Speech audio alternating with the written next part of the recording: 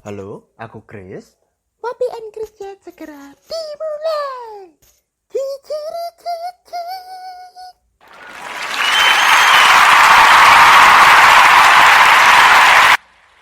Selamat datang di Motivasi hari ini.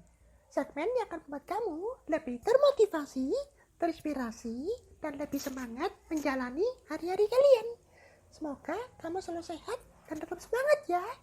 Kita mulai dengan quote of the day yang akan dibacakan oleh Chris.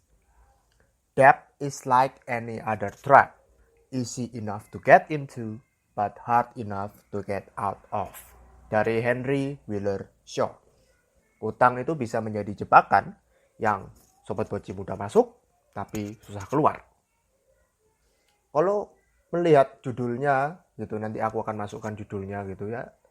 Perlukah utang? Nah, itu mungkin sobat boci bertanya-tanya ya, kenapa kok tiba-tiba bahas utang? Oke, tapi aku akan bahas sebentar lagi. Kita mulai dengan intronya dulu.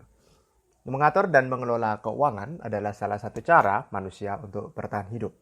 Apalagi masa pandemi sekarang, ya meskipun di Indonesia dan beberapa negara yang lain kasus COVID sudah turun ya, tapi dampaknya dalam bidang ekonomi ya masih kerasa lah ya. Itu keuangan masih sulit begitu. Karena aku pun merasakan yang sama. Krisis keuangan juga. Jadi ya duit-duit pas-pasan, makan irit-irit, menunda keinginan. Salah satu solusi yang ada ya dengan utang begitu sebagai jangka pendek untuk menyelesaikan masalah. Nah, tadi kenapa bahas utang begitu? Nah, mungkin ada yang bertanya-tanya, Bobby juga biru. Ya, aku juga bingung. Biasanya kan bahas motivasi, bahas inspirasi, bukan kayak utang gini, yang kayak teknis begitu. Nah, Bobby agak lupa kayaknya. Jadi, podcast ini juga bahas tentang tips-tips produktivitas. Nah, jadi utang itu salah satu pembahasan juga yang tentang membuat kita lebih produktif. Jadi, utang itu sebenarnya bisa membuat kita lebih produktif. Atau juga bisa membuat kita terpuruk, tinggal kita milih yang mana. Nah, kalau kayak gitu, utang itu harusnya kan tidak baik ya. Kalau kita berutang atau ngutang ini. Kenapa kok bisa produktif? Kayaknya cuma ngarang ya ini Chris. Enggak, aku enggak cuma ngarang. Nah, kayaknya Bobby sudah mulai penasaran nih. Sobat Boci juga penasaran? Ayo kita bahas lebih detail lagi tentang utang.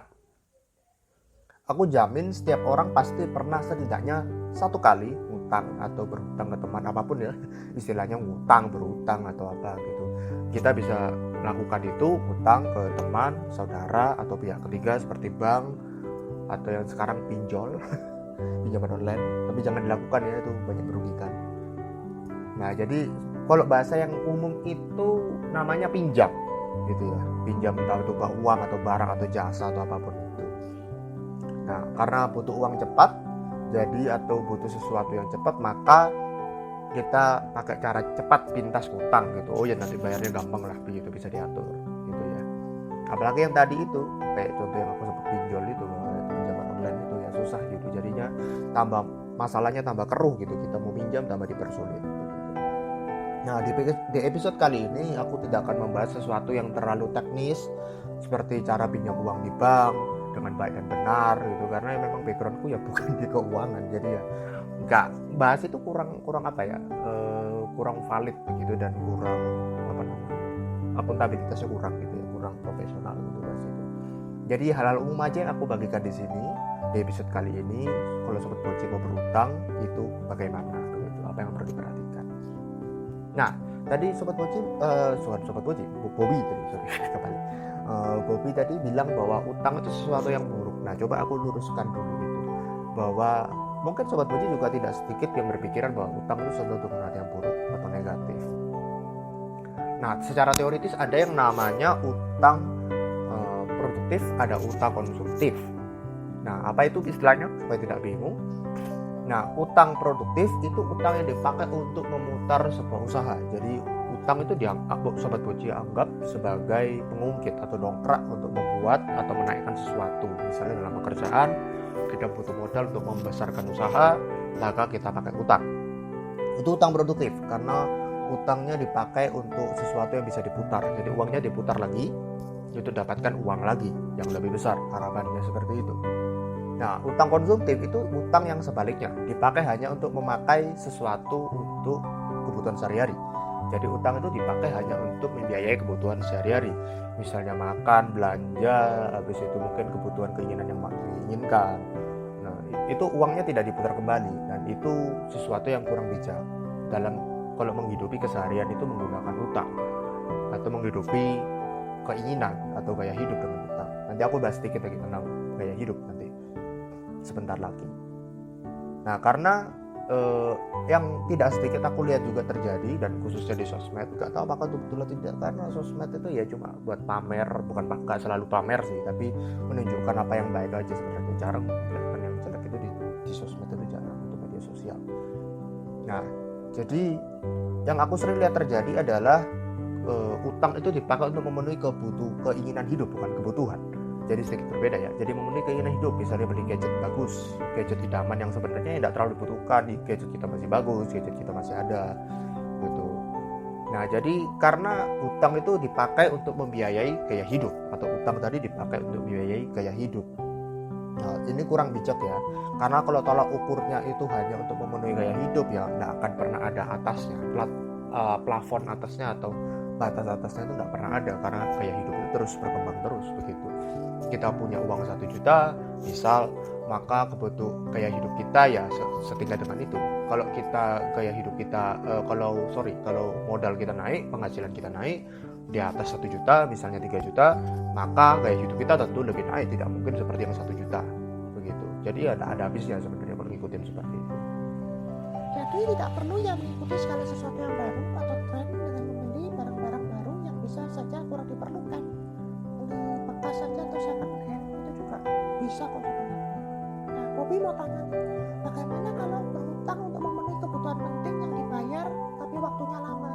Misalnya yang penting itu kayak beli rumah, beli kendaraan. Nah, itu kan dicicil dulu. Nah, mungkin kita punya uang langsung gede, banyak langsung dibayar. Utang itu kan jarang banget, kecuali crazy rich. Nah, itu kan utang juga, bayar untuk rumah, bayar untuk kendaraan. Nah, betul. Tadi Bobby bilang itu untuk memenuhi kebutuhan jangka panjang seperti tadi, itu juga utang hitungannya. Nah, aku ada tips beberapa untuk masalah ini. Nah, yang pertama-tama Sobat Boci harus lakukan adalah mengukur kemampuan Sobat Boci untuk membayar cicilan atau angsuran lebih dulu sebelum menyicil membeli sesuatu. Jadi harus hitung-hitungan dulu deh, diukur dulu, bisa enggak gitu ya. Kalau ada yang nggak tahu prinsip ekonomi standar ini, ya intermezzo lagi. Kemarin sudah intermezzonya IPA, sekarang IPS ekonomi. Oke deh. Jadi prinsip dasarnya itu kalau Sobat Boci masih ada sisa uang tabungan yang bisa disimpan untuk kejadian tidak terduga, seperti kecelakaan atau sakit, ya kita nggak ngarep ya, tapi namanya tidak terduga, kita nggak tahu apa yang terjadi, atau mungkin keluarga ada yang meninggal dunia begitu, itu ada simpanan uang cadangan, uang tabungan. Nah, itu dikurangi dengan kebutuhan sehari-hari. Nah, jumlah yang sisa itu dipakai untuk kalau kita mau untuk menyicil atau mengangsur sesuatu. Nah, kalau kasusnya punya utang sudah cicilan terlalu banyak, udah terlanjur gitu. Nah, dilakukan apa ini? Apa Chris punya saran?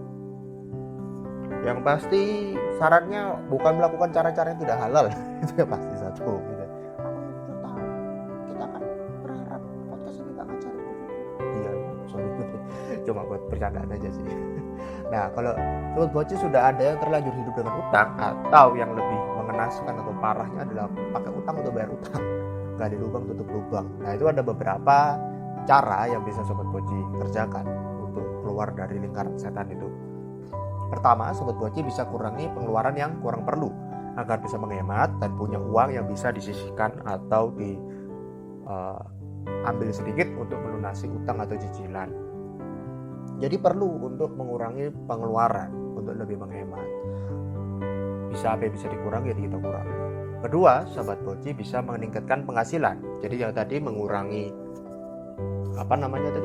mengurangi pengeluaran, habis itu menambah penghasilan. Meskipun zaman sekarang aku akui susah, karena aku juga begitu susah juga dalam kondisi itu.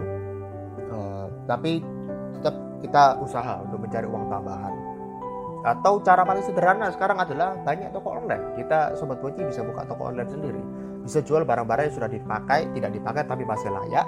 Itu bisa juga untuk nambah-nambah penghasilan, nambah-nambah uang sedikit lah. Jual barang-barang yang sudah tidak dipakai gitu tapi masih bagus.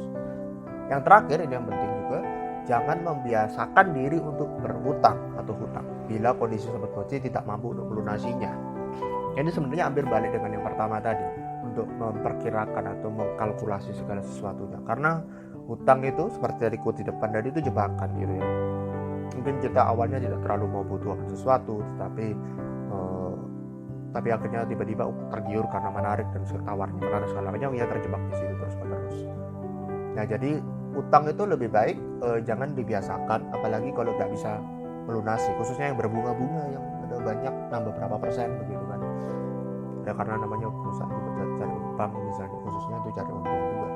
Nah, jadi utang itu memang menyelesaikan masalah sesaat atau jangka pendek, tapi menimbulkan masalah lain di kemudian hari.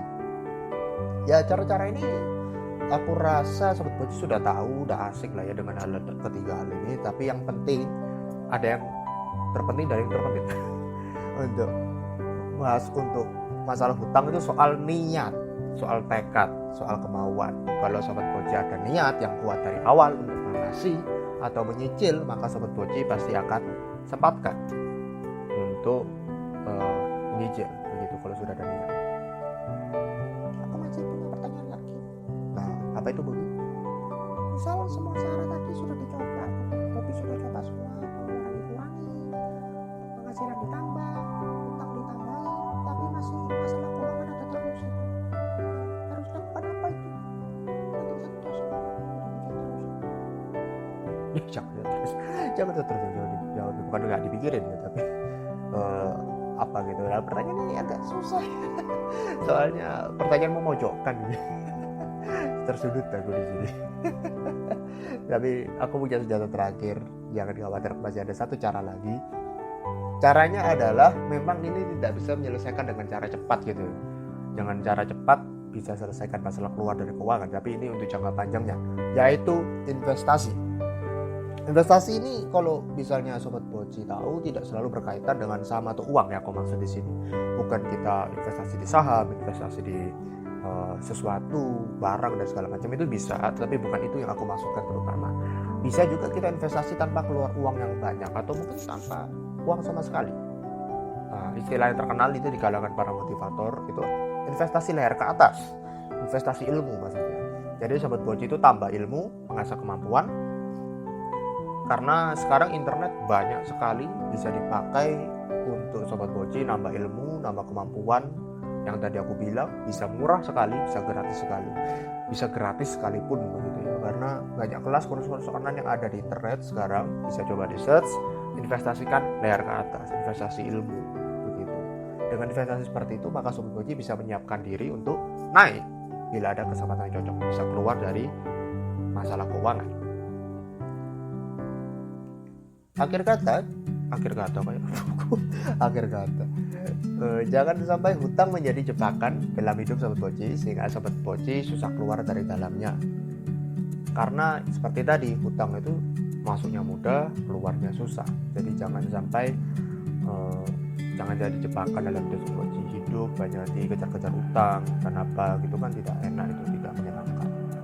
Nah, episode berikutnya ini menarik, kita akan masih bahas tentang hutang, tapi ini hutangnya agak lain, yaitu hutang budi. Nah, penasaran? Didengarkan podcastnya nanti di episode selanjutnya. Oke, nah jadi Bobi, aku tadi ngambil lagi Bobi tadi. Jadi follow podcast ini ya Sobat Boci, tidak ketinggalan episode selanjutnya. Kalau Sobat Boci merasa ada teman-teman Sobat Boci yang butuh atau keluarga yang masalah utang mungkin mau membantu dengan ini, bisa share podcast ini ke mereka. Terus kembangkan potensi diri kalian. Bye bye.